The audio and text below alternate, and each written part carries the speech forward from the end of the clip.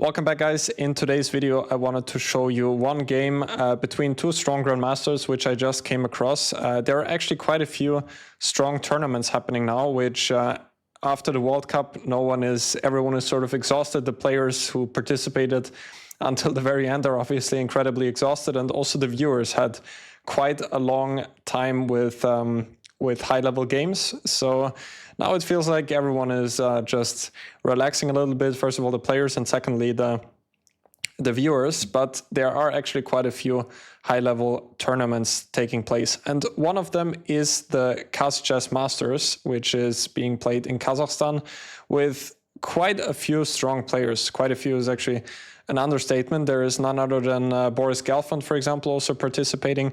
Let me tell you who else is there. Obviously, Karthikeyan and Makhnev, both grandmasters, which is the game I'm about to show you. Also, Alexei Sarana, Murzin Volodar, and a couple of other local talents. Also, Maxim Chigaev is there from the foreigners.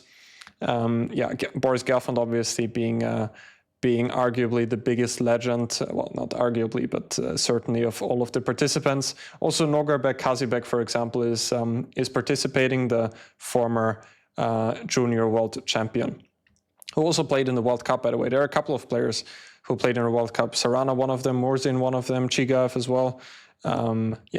But the game I wanted to show you was sort of a miniature, which was played today in round number 8, so the tournament is already coming towards an end. Currently, Sarana is leading with 5.5 points out of 8 games, followed by Murzin, Chigaev, and Nogurbek, all with 5 points. Now, the game I wanted to show you features Makhnev having the white pieces and Murali Karthikeyan, who is very strong grandmaster, very close to 2700 nowadays. Makhnev is close to my age, as far as I know. Let me quickly check. He's born in 2000, 2 years older than me. I've seen him many times in the youth tournaments back in the day, where he was always playing in many of them too. Now let's jump into the game. Makhnev, typically a d4 player, as far as I know, went for this as well here. c4, e6, knight f3, and Karthikeyan opted for the Queen's Indian with b6. We see g3, which is the main move, apart from a3, which I also like to play myself with the white pieces. I actually played this line against Yu Yingyi in the World Cup tiebreaks. The only game I was able to win in that match, actually, it was bishop b7 and bishop f4. Not bishop f4 here, knight c3, d5, bishop f4. This is one of the lines I prepared before the event. Anyway, Makhnev played g3, which is the main move. Now, Karthikeyan went for bishop a6, which is considered nowadays to be one of the most concrete lines here. The idea here is that typically if white goes b3, it can be somewhat of a weakness. Now, black typically goes d5 or bishop b4 check first. And often what we see is something like this. And in those positions, often this b3 move can sometimes be a weakness as well. Also, d takes c4 is obviously often a threat as well. And also, of course, this bishop b4 check, bishop b7, just like in the Catalan, has the idea that, let me just put up this position, for example, that if white goes into this structure, now the bishop on d2 sometimes is a little bit misplaced, because if it would be on c1, then white would have the idea bishop a3, for example, trying to get rid of this often passive dark squared bishop, or just placing the bishop on b2, where it can be useful later on this long diagonal, at least once black plays c5. So those are the general ideas of the lines. Makhnev opts for the move queen c2, which is considered objectively, arguably the most critical variation, because now black needs to enter, or I think he needs to enter this line with c5, at least the last time I checked. I don't think there was anything which is fully satisfactory here apart from that. Now, after c5, white goes for d5. Otherwise, if bishop g2, then black can go knight c6. And I think there is often a transposition here after d5. If black would take everything short castle, it would lead back to some of the main lines. And also, I think with this move order, white maybe has the extra option to take on c5. Maybe this is possible here too. So I guess the other move order is possible as well, but at least not if you choose the line which Makhnev played in the game. He played d5, Now, if white is able to play e4 next, white would have a fantastic version of some type of Benoni. So black really needs to accept this gift and take the pawn on d5. Not immediately, because it would run into queen e4 check. So black needs to prepare with bishop b7, with the point that e4 does not stabilize the center in time now, because black has queen e7. And now white is going to either lose the pawn on e4 or the pawn on d5.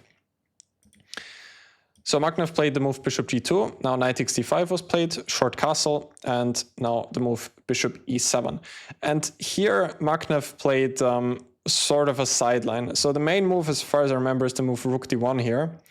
And then it often mostly continues with knight c6, I think, because short castle again runs into this trick queen e4. This is often what we see here, and black has issues on this diagonal, and rook takes d5 now is a major threat.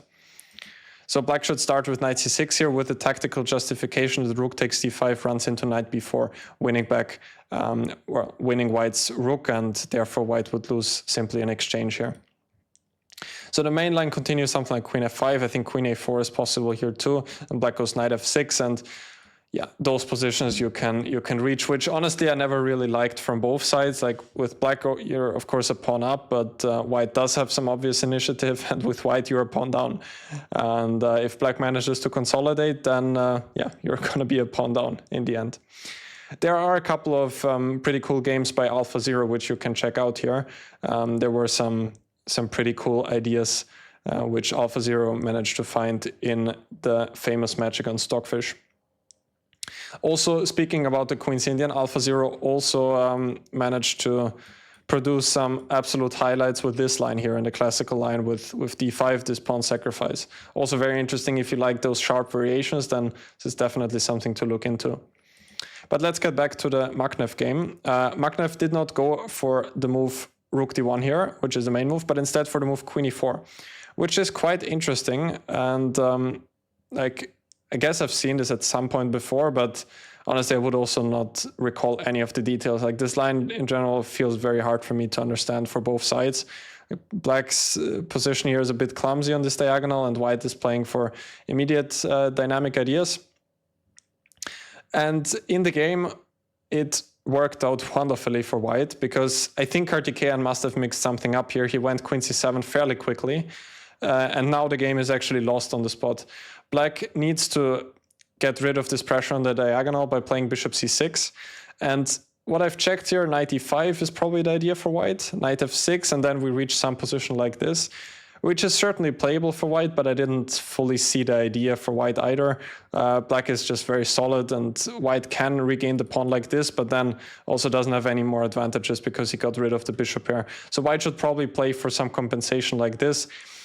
The position is still playable, maybe even a tad bit easier to play for white with those moves incoming, but still, black does keep an extra pawn here.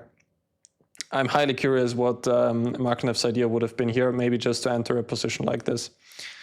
But Karthikeyan played the move queen c7, also very logical, just protecting the bishop on b7. But all of a sudden knight h4 comes, and now this threat of knight f5 is incredibly unpleasant to defend against. And g6 also has the problem that now knight c3 comes, and now this bishop on g2 has this full view on the long diagonal, and black is just immediately losing material, because in the end the rook on a8 is going to drop.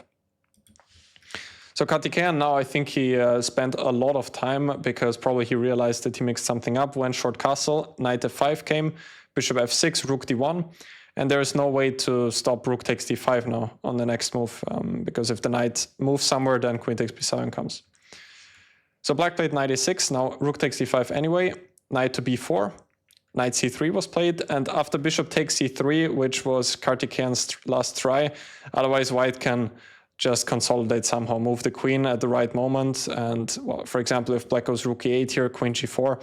And the problem is black cannot take here and then take on d5, because then queen takes g7 is going to be checkmate. So Karthikeyan took on c3, and now exercise to you guys, how should white continue here? Is b takes c3 the best option, or does white have anything better? You can stop the video if you want to solve it by yourself. It's actually not that difficult for the advanced solver. B takes c3 is not the right move here. If white would do that, then black can take on d5. Maybe white does still have some compensation here, some queen g4 ideas, but this is not the right approach. But if you are looking for some forcing moves or candidate moves, you probably saw that white has the move knight e7 check. And after king h8, now immediately your alarm bells should ring. With this constellation here, knight on e7, king on the edge of the board, and the rook being able to come to the h-file, white does have the chance to give this Anastasia's mate. Queen takes h7 check, king takes h7, and rook h5, which is quite cool, I believe, because I've never seen, especially in Grandmaster games, that this type of checkmate was possible already so early in the game. Like after 16 moves, black has resigned here after knight e7 because this mate is unstoppable.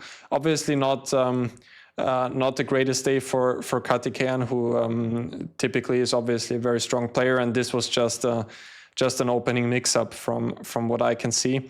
And he played this move queen c7 very quickly, probably mixing up with some of the other lines, and that was the only logical explanation why he lost that game without much of a fight. But kudos to Makhnev, who was able to find the refutation there and produced a very nice miniature against one of India's strongest grandmasters. So pretty short video from me, but still hope you found some value in that analysis today. And yeah, I will see you guys soon.